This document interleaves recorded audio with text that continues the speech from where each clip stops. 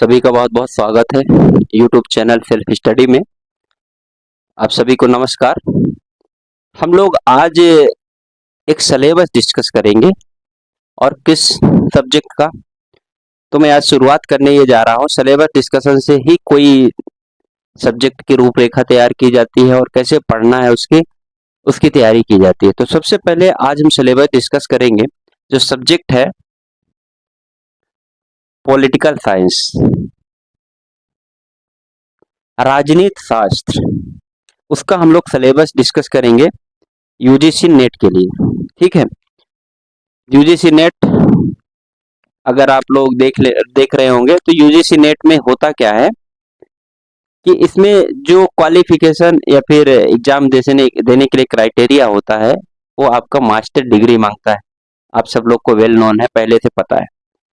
तो हम लोग का जो सिलेबस का ये डिजाइन किया गया है ना, आप लोग अगर देखेंगे जिन्होंने मास्टर्स किया हुआ है तो उन लोग को पूरा का पूरा ये सिलेबस आपको मिलेगा। सारा चीज हम लोगों ने मास्टर में पढ़ा है, नहीं मास्टर में पढ़ा है, कुछ चीजें ग्रेजुएशन में ही पढ़ा है, पर मास्टर आते आते जितना भी सिलेबस का टॉपिक है सारा कुछ आपको मास्टर में पढ़ा दिया जाता है। इसीलिए उसको बोला ही जाता है मास्टर्स, और उसका क्राइटेरिया भी इसीलिए यूजीसी ने रखा है कि आप मास्टर्स किए हैं तो आप यूजीसी नेट दीजिए और आप प्रोफेसर बनिए और आप रिसर्च करिए। तो हम लोग इस सिलेबस को जो डिजाइन किया गया है यूजीसी नेट द्वारा उसको हम लोग देखते हैं। इसमें पेपर 1 तो आप लोग जानते हैं कैसा होता है, इसके हम लोग कई बार बात किए हैं, आप जाके देख सकते हैं हमारे चैनल में प्लेलिस्ट में। पेपर 1 में उसके वीडियोज में पड़े हुए हैं 10 यूनिट के, सारे यूनिट मैराथन के रूप में। अब हम लोग बात करेंगे इसमें, तो इसमें 10 यूनिट आपकी है। 10 यूनिट का क्या क्या विषय वस्तु है, क्या क्या रूपरेखा, कैसे पढ़ना है और कौन से यूनिट में ज्यादा हमको फोकस करना है, उसमें हम लोग काम करते हैं। तो पहली यूनिट की अगर बात करें तो राजनीतिक सिद्धांत,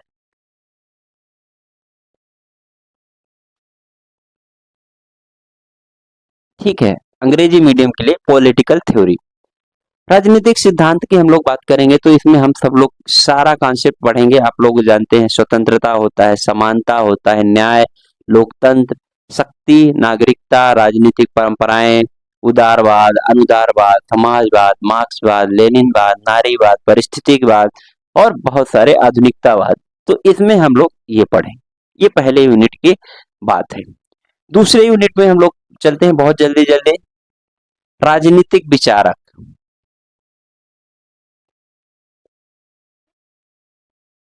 पॉलिटिकल थिंकर्स।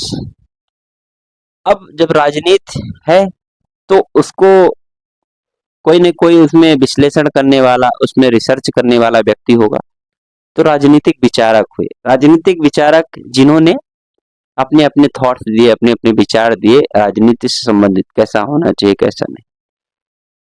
तो ये यूनिट है, और इस यूनिट में मेनली आपको मिलेंगे वेस्टर्न थिंकर्स। कौन मिलेंगे? Western thinkers. वेस्टर्न थिंकर्स में पाश्चात्य विचारक कहते हैं इनको। पाश्चात्य विचारक में प्रमुख विचारक हैं कन्फ्यूशियस, प्लेटो, जो आपके सिलेबस में जो हम लोगों को पढ़ना है। कन्फ्यूशियस, प्लेटो, अरस्तु, मैकियावेली, हॉब्स हो गए, लॉक, रूसो, हीगल, उसके बाद John Stuart Mill, Karl Marx, Gramsci, Hannah Arendt, Frantz Fanon, Mao Tse Tung, John Ralph. इतने थिंकर्स हम लोग को पढ़ना है। आपके पास सिलेबस होगा, सिलेबस देखेंगे और आपको पढ़ना ऐसे इसमें है, एक एक व्यक्ति को लेना है, उनके बारे में पढ़ना है। अभी हम लोग फिर से वापस आएंगे, जल्दी हम लोग देख लेते हैं। तीसरा जो हमारा वो है राजनीतिक विचारक है, लेकिन भारतीय राजनीतिक विचारक है, ठीक है, इंडियन पॉलिटिकल थिंकर। अब आपको लग रहा होगा इंडिया में कौन हो गए ऐसे पॉलिटिकल थिंकर्स, तो जिन महापुरुषों का आप नाम जानते हो सब पॉलिटिकल थिंकर्स ही हैं, समझ लीजिए। इसमें आएंगे भारतीय राजनीतिक विचारक, इंडियन पॉलिटिकल थिंकर्स में आएगा धर्मशास्त्र। धर्मशास्त्र में मेनली हम लोग मनु को पढ़ते हैं। कौटिल्य, अगानसुता, जियाउद्दीन बर्नी, कबीर, पंडिता रमाबाई, बाल गंगाधर तिलक, स्वामी विवेकानंद, रविन्द्रनाथ टैगोर, महात्मा गांधी, श्री अरविंदो, उसके बाद फिर रामास्वामी अयंगार, मोहम्मद इकबाल, एम.एन. रॉय, बी.डी. सावरकर और बी.आर. अम्बेडकर, जवाहरलाल नेहरू, राम मनोहर लोहिया और जे.पी. जयप्रकाश नारायण तथा लास्ट में दीनदयाल उपाध्याय। ये सिलेबस में आपके दिया हुआ है। तो भारतीय राजनीतिक विचारक। चौथा नंबर आता है आपका सिलेबस में तुलनात्मक राजनीति, कंपैरेटिव पॉलिटिक्स कहते हैं।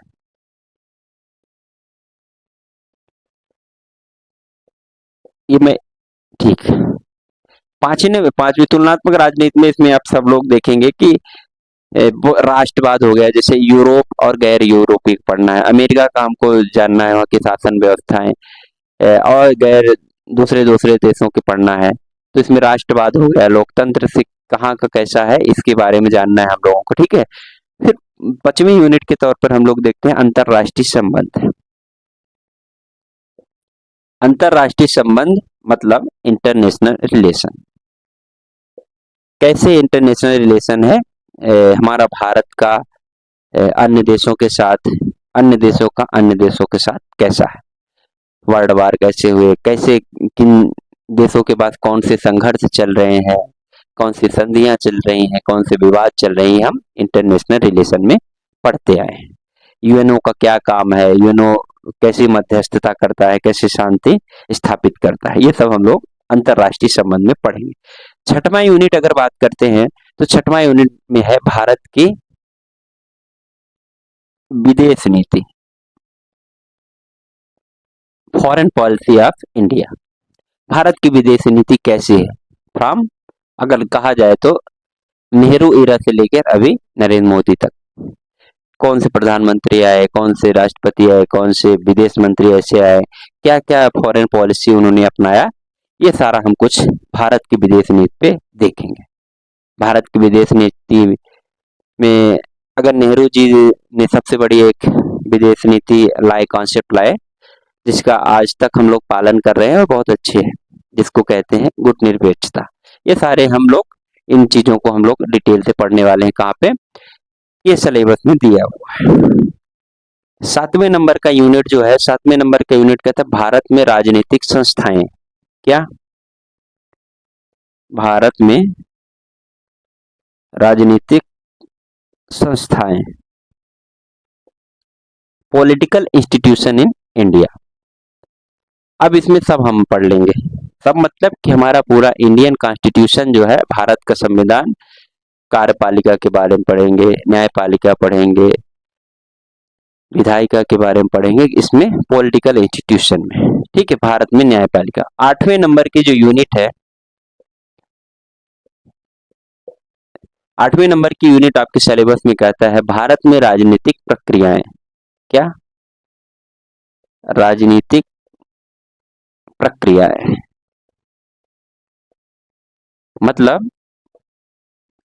कि political process in India, Bharat में क्या पॉलिटिकल प्रोसेस है। जैसे उसमें आपके राज्य मतलब स्टेट बनने से लेके उसके आर्थिक विकास, अर्थव्यवस्था में क्या वो है, पहचान की राजनीति कैसी है, सामाजिक राजनीति कैसी है, ये सब इसमें राजनीतिक प्रक्रियाएं में हम लोग पढ़ेंगे, ठीक है। फिर इसमें भारत में और इकोनॉमी का ज्यादा इसमें पोर्शन है, समानता कैसी है, लैंगिक समानता कैसे है, निचले वर्ग के लिए क्या है, ये सब राजनीतिक प्रक्रियाएं में हम लोग पढ़ेंगे। 9वीं यूनिट है लोक प्रशासन।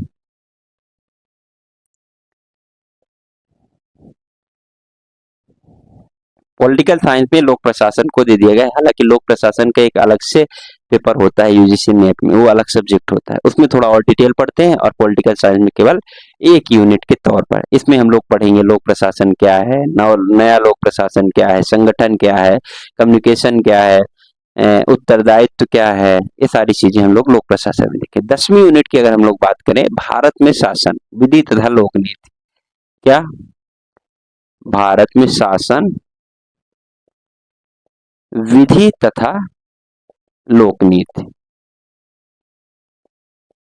ये लास्ट यूनिट है, जिसको governance and public policy in India, इसमें मोस्टली हम लोग देखेंगे आजादी के बाद की चीजें, और इसमें ये देखेंगे कि गवर्नेंस किस तरह चलता है, मतलब शासन, सुशासन, योजना किस तरह चलती है, योजनाओं का विकास कैसे होता है, सामाजिक आर्थिक विकास किस प्रकार होता है, और क्रियान्वयन किस तरह होता है चीजों का, और किस तरह आपके नियम बनाए जाते हैं और उनको किस तरह से डिस्ट्रीब्यूट किया जाता है और पब्लिक तक पहुंचाया जाता है, इसमें भारत में शासन में देखेंगे, मतलब governance and public policy in India.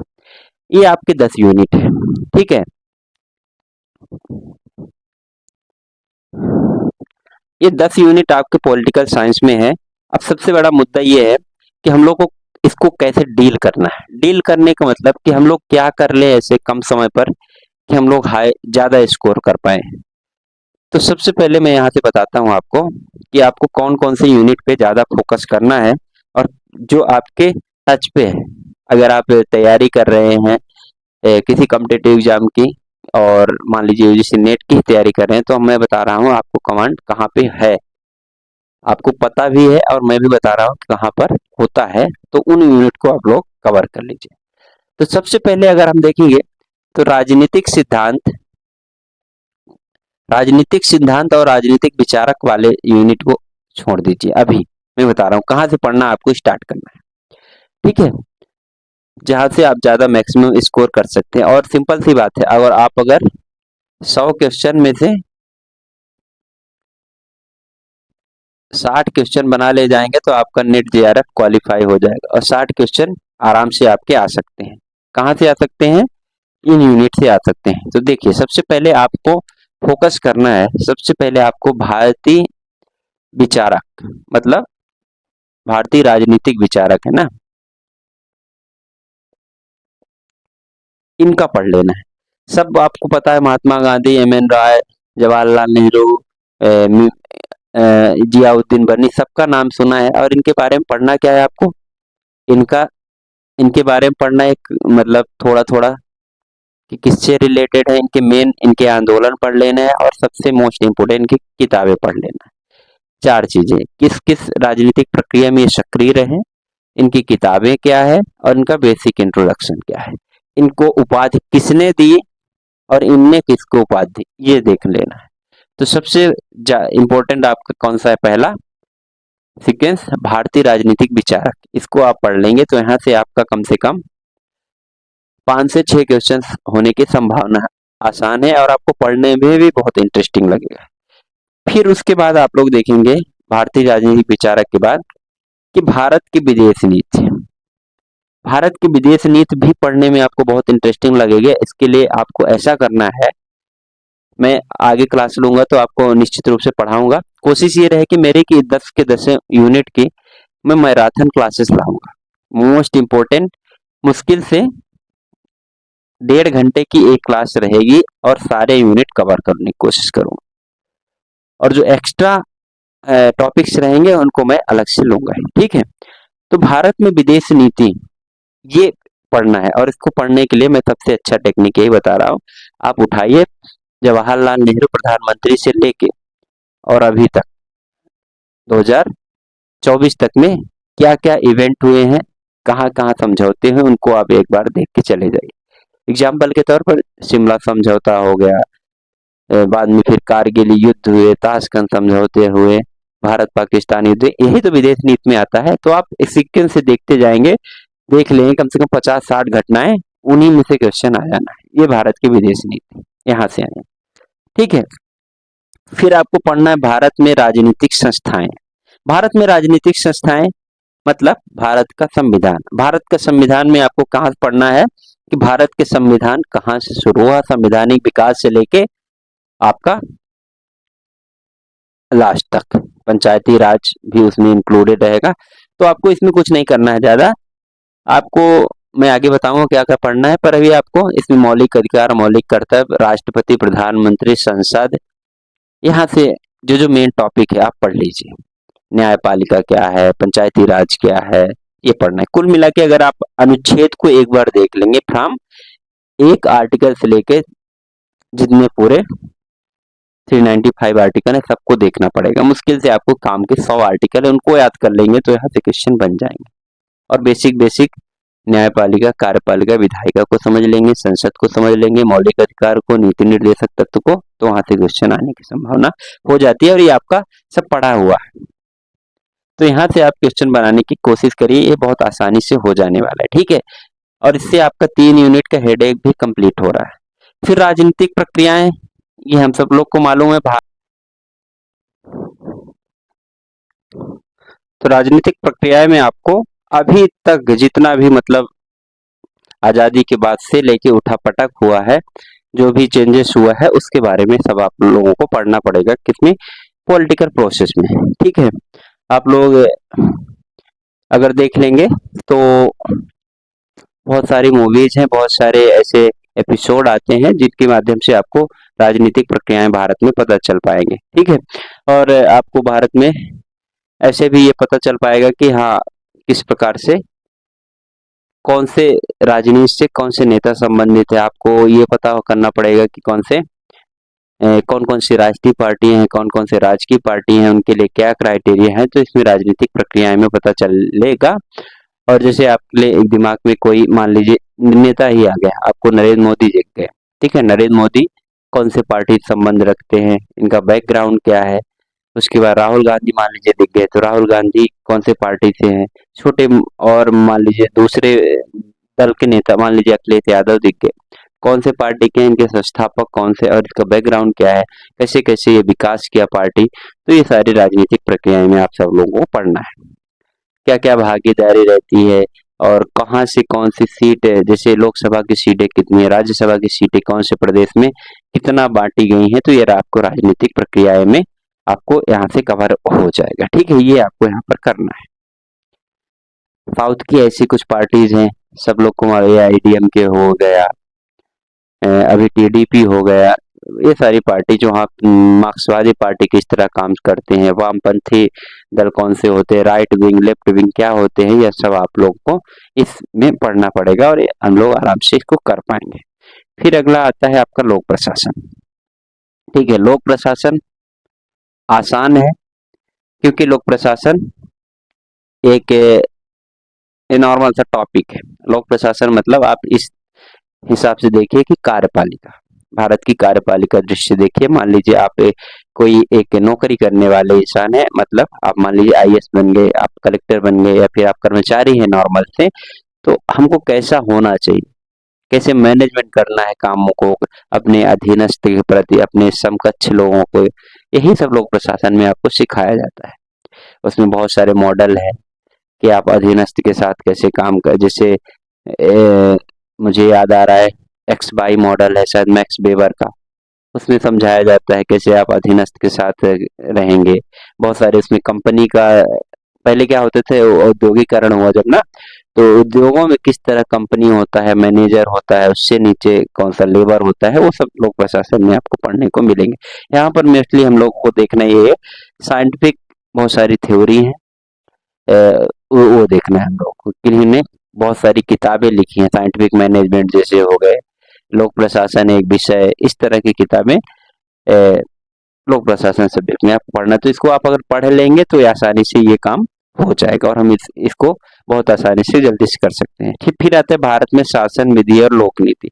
Bharat में शासन विधि और लोक नीति सीधा संबंधित है। किस प्रकार से करंट में, भारत में करंट मतलब कि अगर आजादी के बाद देखा जाए या फिर अभी से लेके 20 लास्ट 20 इयर्स का देखा जाए, तो इसमें किस प्रकार से नीतियां बनी है, किस तरह से नियम बने हैं। जैसे आप सब लोग देख रहे हैं इतने सारे यहाँ पर नियम लागू हैं, इतने सारे यहाँ पर योजनाएं लागू हैं। तो ये कैसे बनी और इनका उद्देश्य क्या है, कब बनी, तो ये सब इसमें भारत में शासन विधि तथा लोक नीति में हम पढ़ेंगे। ई गवर्नेंस का जमाना चल रहा है, सुशासन का जमाना चल रहा है, किस तरह से ट्रांसपेरेंसी बढ़ाया जाए। जैसे कौन सा ये RTI एक्ट आया, तो ये किस आए, तो ये सब किस प्रकार से आए, क्या जरूरत इससे पूरी होगी, क्या हमको फायदा होगा। तो यहाँ भारत में शासन विधि तथा लोक नीति, यहाँ से ये पढ़ लेंगे और ये सब आपको पढ़ा हुआ है। इसको आप एक तरह से जल्दी से आप इसको गेन कर पाएंगे, इसलिए मैं इन यूनिट को यहाँ से जल्दी करवा। तो ये यूनिट कितनी हुई, 1 2 3 4 5 6 यूनिट मतलब 60 60 क्वेश्चन यहाँ से आपके कंफर्म हो गए। 60 क्वेश्चन यहाँ से आपके सॉलिड हो गए और इसमें ज़्यादा मेहनत भी नहीं करना पड़ेगा। और 60 क्वेश्चन आप अगर बना ले गए तो आपका नेट और जीआरएफ दोनों क्वालिफाई होगा, क्योंकि 60 दूनी 120 और उधर आप 30-32 नंबर पा गए तो 30 नंबर पा गए तो 30 दूनी 60 आपका 180 नंबर कहीं नहीं जा रहा है। ठीक है, एक इसमें केवल 6 यूनिट को आपने अच्छे से पढ़ लिया। अगर मैं बता रहा हूँ, अगर कोई आप लोग की ज्यादा तैयारी नहीं हुई तो आप 4 यूनिट को एकदम से छोड़ दीजिए, एकदम से डिलीट कर दीजिए कि है ही नहीं हमारे सिलेबस में, लेकिन 6 यूनिट को आप रट डालिए और 6 यूनिट में आपका काम हो जाए। सब पढ़ने से अच्छा बेटर यही है कि अगर 6 यूनिट को आप कंप्लीट कर लेते हैं, आपका नेट निकलने वाला है, 100% निकलने वाला है। और आप इतना थोड़ा अपने आप को एक रिस्क लीजिए कि 6 यूनिट में ही हम निकाल लेंगे, और बाकी आपके जो 4 यूनिट बचे हैं 40 में से आपको 10-12 क्वेश्चन तुक्के लगेंगे तो आपको हो जाएंगे। इसमें अगर आप गलतियां करेंगे 60 में 60 नहीं पाएंगे, 50 भी पाएंगे तो वह जाके आपका 70 नंबर होने वाला है। 60 से 70 नंबर के बीच में आपके नंबर आने वाले, अगर 6 यूनिट ही आपने तैयार कर लिया तो सबसे पहले मेन फोकस इन 6 यूनिट में करना है। अब उसके बाद हम लोग आते हैं कि इन जो बाकी जो यूनिट है उनको हम लोग कैसे करेंगे। तो इसमें सबसे पहले उठाना आपको राजनीतिक विचारक, वेस्टर्न पॉलिटिकल थिंकर इसमें है। और इसमें सबसे क्या करना है मेनली, मान लीजिए कोई व्यक्ति है जैसे प्लेटो हुआ या फिर मैकियावेली हो, तो इनको क्या करना है, ये कहाँ पैदा हुए, ठीक है, इनका कहना क्या है, मेन चीज क्या है, जैसे ये लोग क्या विश्वास करते थे, लोकतंत्र पे विश्वास करते थे नहीं करते थे, ये मेन का जानना पड़ेगा। ये उसमें लिखा रहता है, आपके सबसे बेसिक इंट्रोडक्शन में यही होता है। ठीक है, तो राजनीतिक विचारक ये किस तरह के विचारक थे और कहाँ पैदा हुए और इनकी क्या क्या थ्योरीज है, 3-4 थ्योरी ये दिए रहते हैं। तो ये क्या क्या थ्योरी है और किताबें सबसे इंपॉर्टेंट है इनकी किताबों, क्योंकि सारा चीज हमको कहाँ से मालूम हुआ है। अगर मान लीजिए हम सुकरात जानते हैं, प्लेटो जानते हैं, अरस्तु जानते हैं, तो कहीं ना कहीं किताबों से ही जानते हैं। तो इनकी किताबें 3-3 4-4 किताबें इनकी आप सबको याद करना पड़ेगा एक एक। ठीक है, ये इसका मेन राजनीतिक विचारक आप यहाँ से पढ़ लेंगे और आराम से आपको हो जाएगा। उसका उद्देश्य यही है। फिर उसके बाद आप राजनीतिक विचारक के बाद राजनीतिक सिद्धांत पढ़ेंगे। पहले नहीं पढ़ेंगे क्योंकि आपको बहुत कंफ्यूजन होगा। राजनीतिक सिद्धांत में राजनीतिक विचारक का नाम बार बार आए तो आपको समझ में नहीं आएगा, इसलिए राजनीतिक विचारक पहले पढ़ लेंगे। तो फिर राजनीतिक सिद्धांत में अगर आएगा भी कि हाँ इस विचारधारा को फला फला व्यक्ति मानते थे, समर्थन करते थे, तो वहां पर आपको समझ में आएगा। फिर यहाँ पर टॉपिक दिया है इंडिविजुअल, न्याय हो गया, समानता हो गया, अधिकार हो गया, शक्ति हो गया, लोकतंत्र, इनके विषय में पर्टिकुलर यही सब विचारक इन्होंने क्या कहा, तो आपको बहुत आसानी से समझ में आएगा। ठीक है, ये राजनीतिक सिद्धांत नहीं समझ में आए कोई दिक्कत नहीं, आप इनकी किताबें याद कर लीजिएगा, बस इतना कर लीजिए। फिर उसके बाद तुलनात्मक राजनीति। तुलनात्मक राजनीति आसान है, तुलना करना है राजनीति में, और खासकर हमारे भारत देश से दूसरे के साथ तुलना कर लेना है कि यहाँ पर संवैधानिक व्यवस्थाएं हैं, भारत का संविधान लिखित है, और कौन से देश, खासकर ब्रिटेन, अमेरिका, रूस, इनसे आपको तुलना कर लेना है, जो बड़े बड़े देश है। तो तुलनात्मक राजनीति से यहाँ पर समझ में आ जाएगा। ठीक है, तुलनात्मक राजनीति यहाँ। फिर उसके बाद आता है अंतरराष्ट्रीय संबंध। अंतरराष्ट्रीय संबंध में आप भारत के अंतरराष्ट्रीय संबंध को मेनली देख लेंगे कि भारत का कुछ कुछ देशों जैसे अमेरिका का कई देशों के साथ कैसा कैसा संबंध है उसको देख लेना है। भारत का संबंध अमेरिका, ब्रिटेन, फ्रांस, रूस, श्रीलंका, बांग्लादेश, पाकिस्तान, इनके साथ कैसा है ये देख लेना है। ठीक है, और बहुत इसमें इसमें आपको फिर क्या क्या पढ़ने को मिलेंगे, बहुत सारी संधियां आपको पढ़ने को मिलेगा, बहुत सारे ऑर्गेनाइजेशन पढ़ने को मिलेगा, जैसे नाटो हो गया, यूएन हो गया, बिमस्टेक हो गया, सार्क हो गया, ये सब क्यों इनकी स्थापना हुई, तो किसी न किसी उद्देश्य से पता चलेगा। तो संधियां इसमें पढ़ने को आपको मिलेगा, विवाद पढ़ने को मिलेगा, बंदरगाह, जलीय क्या क्या, जलीय डिस्प्यूट क्या क्या है, सब पता चलेगा। ठीक है, तो ये अंतरराष्ट्रीय संबंध में बहुत इंटरेस्टिंग टॉपिक है। ये आप नॉर्मल अगर आप सोते बैठते खाते यूट्यूब में देखेंगे तो समझ में आ जाएगा। ठीक है, इसको यहाँ से देख लेना, ज्यादा लोड नहीं लेना है, 4-5 संधियों के बारे में देख लेना है, खासकर भारत से अगर आप देख पाए तो ठीक है। और ये अंतरराष्ट्रीय संबंध, ठीक है। और इसमें सबसे मेन इंपॉर्टेंट अंतरराष्ट्रीय संबंध में देखना है कि भारत का संबंध कैसे है, और भारत के संबंध 3 तरीके से मेनली देखना है आपको। सैन्य संबंध देखना है, व्यापार संबंध देखना है, और तीसरा राजनीतिक, ठीक है। ये 3 तरीके से संबंध है। ये मेनली संबंध इसका हमारे दूसरे देशों का साथ कैसा है इसको देख लेना है। मान लीजिए जैसे हम लोग क्रिकेट खेलते हैं तो कहा जाता है क्रिकेट से हमारे राजनीतिक या अंतरराष्ट्रीय संबंध में फर्क पड़ता है, मित्रता आती है, मधुर होते हैं। तो मैं ये जानना चाहूंगा कि कौन से संबंध के अंतर्गत आएगा। मान लीजिए एक क्रिकेट से आपका संबंध अच्छा हो रहा है, अमेरिका से संबंध अच्छा हो रहा है, पाकिस्तान से संबंध हो रहा है, तो एक इस कौन से संबंध के, सैन्य संबंध के अंतर्गत आएगा, व्यापार संबंध के आएगा, राजनीति संबंध के अंतर्गत आएगा। तो इसका आप लोग बताएंगे कमेंट में कि क्रिकेट से कौन से संबंध, अंतरराष्ट्रीय संबंध हमारे अच्छे होते हैं, ठीक है। इसके बाद अंतरराष्ट्रीय संबंध हम लोग देख लिए, फिर आते हैं, फिर हो गया अंतरराष्ट्रीय संबंध आपका लास्ट था ना, 1 2 3 4, ये आपके 4 यूनिट लास्ट में आपको पढ़ना है, बाकी के 6 यूनिट आपको पहले पढ़ना है। तो हम लोगों ने डिस्कस कर लिया कि कैसे यूनिट को कवर करना है। 6 यूनिट आपको जो भारत के प्रोस्पेक्टिव से है, भारत का संविधान, भारत में राजनीति, भारत में शासन व्यवस्था और भारत के विचारक, लोक प्रशासन, ये भारत के हैं। तो भारत के दृष्टिकोण से इनको आसानी से पढ़ पाएंगे और आपके टच में है, तो इनको आप पहले कर लेंगे। उसके बाद ये जो बाकी की 4 यूनिट है उसको एक रीडिंग मार के जाना है, आ गया तो ठीक, नहीं आ गया तो ठीक। बाकी अब मेरे स्ट्रेटजी क्या रहेगी आगे, तो हमारी स्ट्रेटजी यही रहेगी कि मैं इन सारे यूनिट के एक एक वीडियो लाऊंगा, लगभग 10 से 12 सॉरी 10 से 12 वीडियोज में हम लोग इनको सारे यूनिट को कवर करने की कोशिश करेंगे, जिस तरह हम लोगों ने पेपर 1 को कंप्लीट किया है। आप लोग जाके प्ले लिस्ट में देख सकते हैं कि पेपर 1 को हम लोगों ने कैसे रिवाइज किया, और रिवीजन के टाइम पे आपको बहुत काम आएगा लास्ट टाइम पे।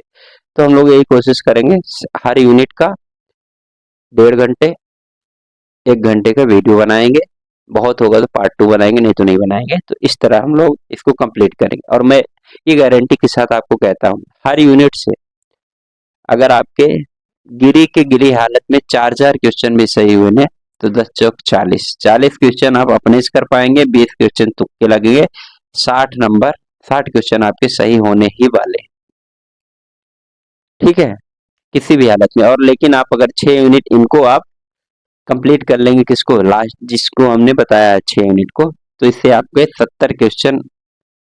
70 से 75 क्वेश्चन बनने की संभावना हो जाएगी, और आपका JRF क्वालिफाई हो जाएगा, पॉलिटिकल साइंस। लेकिन हाँ, आपको इन बकायदा 6 यूनिट को पहले पढ़ना पड़ेगा, इसमें कमांड लाना पड़ेगा, और इसमें आप ला सकते हैं, ठीक। तो इस तरह से हमारे स्ट्रेटजी रहेगी किसको, पॉलिटिकल साइंस को पढ़ने के लिए। और ये आपका सिलेबस था।